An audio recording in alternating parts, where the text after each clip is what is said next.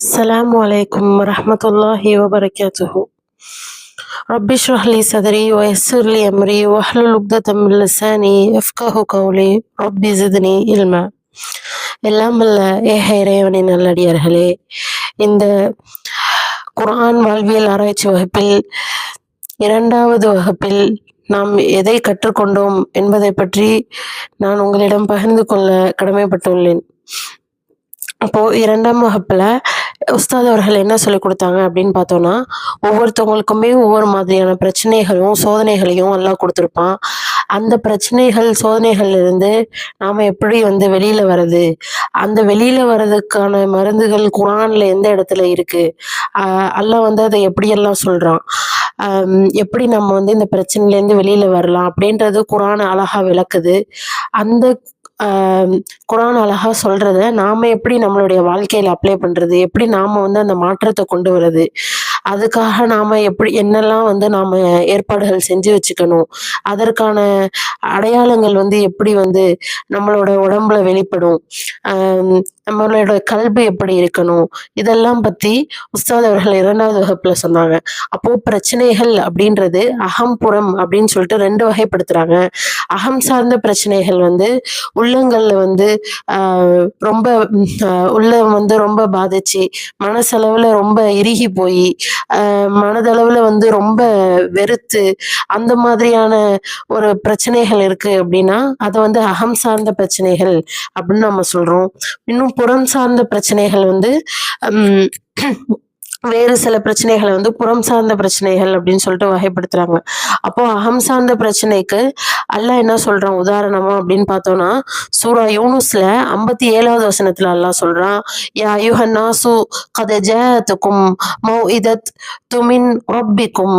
அல்லாஹ் என்ன சொல்றான், மனிதர்களே, உங்களுக்கு உங்கள் இறைவனிடமிருந்து அறிவுரையும், உள்ளங்களில் உள்ளதற்கு நோய் நிவாரணமும், நம்பிக்கை கொண்டோருக்கு நேர்வழியும் அருளும் வந்துவிட்டன அப்படின்னு அல்லாஹ் சொல்றான். ஃபி சுதூரி, நெஞ்சங்களில் நோய் உள்ளதுக்கு வசிஃபாவுன், அல்லாஹ் எதை மருந்தா வச்சிருக்கானா, குர்ஆன அல்லாஹ் மருந்தா வச்சிருக்கா அப்படின்னு சொல்றான். இன்னும் அல்லாஹ் அத எப்படி இந்த குர்ஆன அந்த இடத்துல அல்லாஹ் வகைப்படுத்துறானா, ரஹ்மத்தாவும் ஹுதாவாவும் நான் உங்களுக்கு கொடுத்திருக்கேன், அருளாவும் நேர்வழியாவும் அல்லாஹ் குர்ஆன கொடுத்திருக்கிறேன் அப்படின்னு சொல்றான். அப்போ இந்த வசனத்தை உள்ளார்ந்து நாம கவனிச்சோம்னா, இது எந்த அளவுக்கு அல்லாஹ் அதை வகைப்படுத்துறான், எந்த அளவுக்கு அல்லாஹ் இதுக்கு முக்கியத்துவம் கொடுத்து சொல்றான் அப்படின்றது நமக்கு விளங்கும்.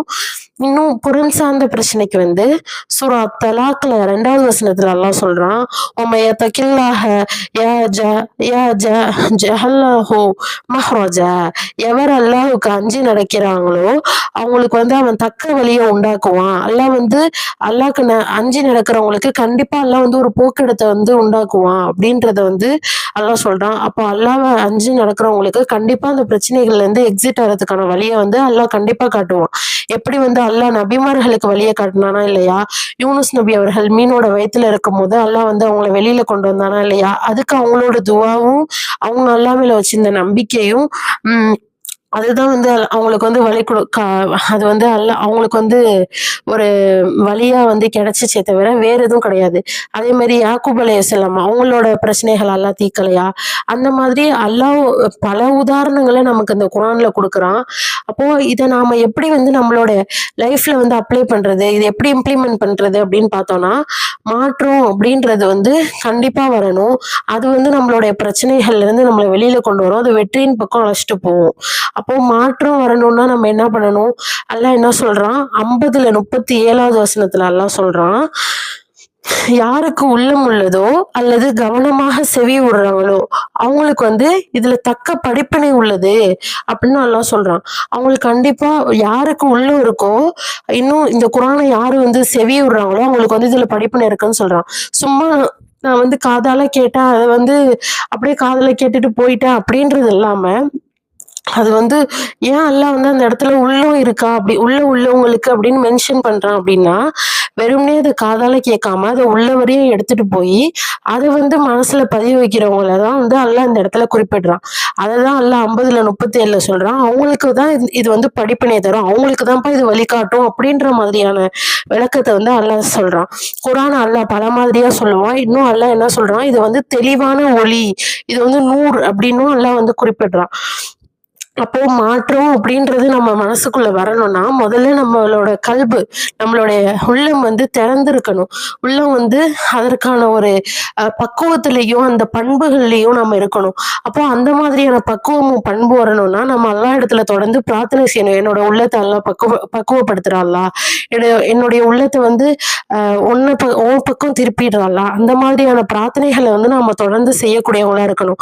எப்படி வந்து ஒரு செடி நடுறோம்னா, அந்த மண்ணு வந்து ஹார்டா இருந்தா அந்த செடிய உள்ளார நம்மளால நட முடியுமா?